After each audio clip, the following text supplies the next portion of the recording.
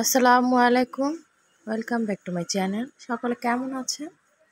আলহামদুলিল্লাহ আমি ভালো আছি। সকলের শুভকামনা জানিয়ে আজকের পর্ব শুরু করছি। আজকে আমি দেখাবো পোয়া মাছ ভুনা। তো পোয়া মাছ ভুনা অনেকভাবেই রয়েছে আমার চ্যানেলে, তারপরও আজকে যেভাবে রান্নাটা করেছি সেভাবে শেয়ার করব। আর সাথে রয়েছে সাধারণভাবে আমি একটু পোয়া কেক বানিয়ে সেটা রেসিপি রয়েছে।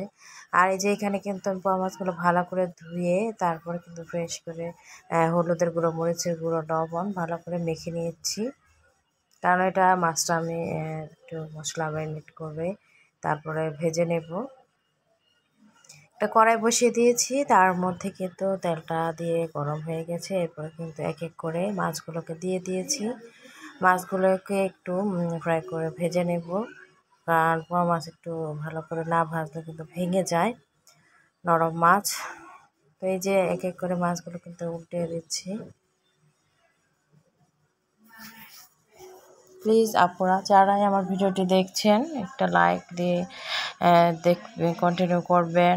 আর হচ্ছে যারা আমার ভিডিওটি দেখছেন কিন্তু সাবস্ক্রাইব করছেন না, ভালো লেগে গেলে অবশ্যই সাবস্ক্রাইব এবং লাইক অবশ্যই দিয়ে দিবেন। এই যে মাছগুলো কিন্তু আমার ভাজা হয়ে গেল। তারপর এই তো আমি একটি কড়াই বসিয়ে দিলাম, তার মধ্যে একটু তেল দিয়ে দিলাম। তারপর কিন্তু আমি পেঁয়াজ কুচি অ্যাড করে দিচ্ছি।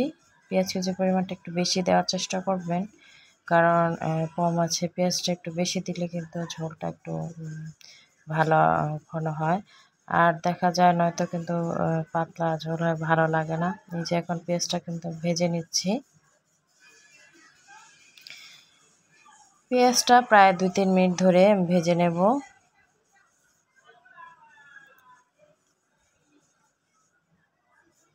এবার লবণ অ্যাড করে দিলাম স্বাদ মতো। এবার এই যে শুকনো মরিচের গুঁড়ো দিয়ে দিলাম 1 চা চামচ পরিমাণ, আর হলুদের গুঁড়ো দিয়ে দিলাম 1 চা চামচ পরিমাণ। এবার কিন্তু সামান্য একটু পানি অ্যাড করে দিলাম। পানিটা দেওয়ার পর একেবারে ভালো করে নেড়ে চেড়ে আমি কিন্তু এটাকে ঢেকে রেখে দেব প্রায় 5 মিনিটের মতো। তারপরে পেঁয়াজটাকে ভালো করে একটু দেখা যায় চটা দিয়ে একটু নরম করে দিব, যাতে করে পেঁয়াজটা একেবারে একটু ফিনিশ হয়ে যায়। দেখুন এইভাবে কিন্তু এই যে কষানোটা হয়ে গেলো, তেল উঠে গিয়েছে। তারপর কিন্তু মাছ ভাজাগুলো দিয়ে দিলাম। আসলে সবসময় কিন্তু ভিডিও ধরে রাখা যায় না, অল্প অল্প সিন দেখানো হয়, নাহলে এতক্ষণ ধরে কিন্তু আসলে বসে থাকতে চায় না ভিউয়ার্সরা। তো এই যে মাছগুলো দেওয়ার পর আমি কিন্তু এখন আর মাছ নাড়াচাড়া করতে দেওয়া যাবে না, এখানে পানি অ্যাড করে দিলাম, কারণ মাছ এখন নেড়ে চেড়ে দিলে কিন্তু মাছটা ভেঙে যেতে পারে। আর আলতোভাবে নাড়লেও আলতোভাবে নাড়াচাড়া করতে হবে। আর এখানে ফ্লেভারের জন্য 4টে কাঁচামরিচ দিলাম, আর যারা ঝাল পছন্দ করেন কাঁচামরিচ দিলে খেতে পারবেন, তো সেজন্য দিলাম। আর এই যে এখন কিন্তু পানিটা দিলাম একেবারে শুধুমাত্র 1 কাপ। 1 কাপ দেওয়ার পর 10 মিনিট পর আমি একটু 1 চামচ জিরে গুঁড়ো দিয়ে দিয়েছি। আর জিরে গুঁড়োটা দেওয়ার পরে এবার কিন্তু একেবারে লো হিটে রেখে দেব। আর এভাবে কিন্তু ঝুলে ঝুলে আবার কিন্তু মিডিয়াম হিটে দিয়ে দিয়েছি চুলার তাপটাকে। এরপর কিন্তু একটা আঠালো ঝোল করে রাখবো। আর এখানে কিন্তু বিলাতি ধনিয়া পাতা যেটাকে বলে সেটা হচ্ছে কুচি করে এখানে এর মধ্যে দিয়ে দিলাম। আমার আবার বিলাতি তরকারিতে ধনিয়া পাতা না দিলে ভালো লাগে না। আর বাসায় বা মেয়ের জন্মদিন উপলক্ষে একটি কেক বানিয়ে নিলাম। আর ওর বাবাও কিন্তু একটা কেক নিয়ে এসেছিলো, ছোট একটি কেক নিয়ে এসেছিলো। তো ভেবেছিলাম আমিও একটা বানিয়ে ফেলি। তো আমি তেমন একটা কেক ভালো হয়, কিন্তু ক্রিমটা একটু আমার একটু অন্যরকম হয়ে গিয়েছিল। যাই হোক, তারপর মাশাআল্লাহ পেরেছি। এই যে এখন কিন্তু চিনির সিরাপটা দিয়ে দিয়েছি। কেকটা বানানোর পরে চিনির সিরাপটা একটু ভালো করে দিতে হবে, না হলে কিন্তু কেকটা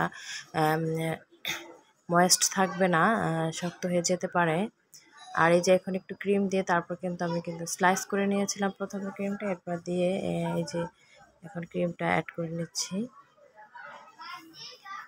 আসলে যেহেতু তাড়াহুড়া রাত করে করেছি, একটু যদি সময় নিয়ে করতাম আরও সুন্দর হতো। যাই হোক মাশাআল্লাহ, তারপর আলহামদুলিল্লাহ পেরেছি।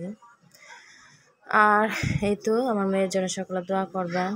আর আমিও কিন্তু সকলের জন্য দোয়া করি, আল্লাহ যেন সবাইকে ভালো রাখে, সুস্থ রাখে, কোনো সমস্ত বিপদ থেকে মুক্ত রাখে, এই দোয়া করছি।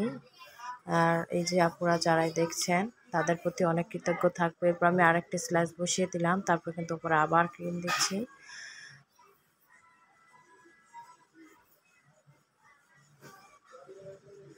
এখন এই যে ক্রিমটা আর একটু দিয়ে নিচ্ছি, তারপরে ভালো করে কিন্তু একটু আসলে এই টাইমটাতে কিন্তু ফ্রিজে প্রায় 10 মিনিট রাখতে হয়। আমি কিন্তু রাখিনি, এর মধ্যেই তাড়াহুড়া করে রাত হয়ে গেছে। এখনই কিন্তু মুখটা করে নিচ্ছি। যাই হোক, যেমন পেরেছি তেমন করে দিয়েছি মেয়েকে, কিন্তু স্বাদটা কিন্তু অনেক হবে, কারণ আমি যখন কেকটা বানিয়েছি খুব সুন্দর, অনেক ঘন, তারপরে দেখা যায় মানে স্বাদের কোনো ত্রুটি ছিল না। এখন কিন্তু এটাকে আমি একেবারে শেষ করে নিই, আরও কিছুটা কাজ বাকি আছে।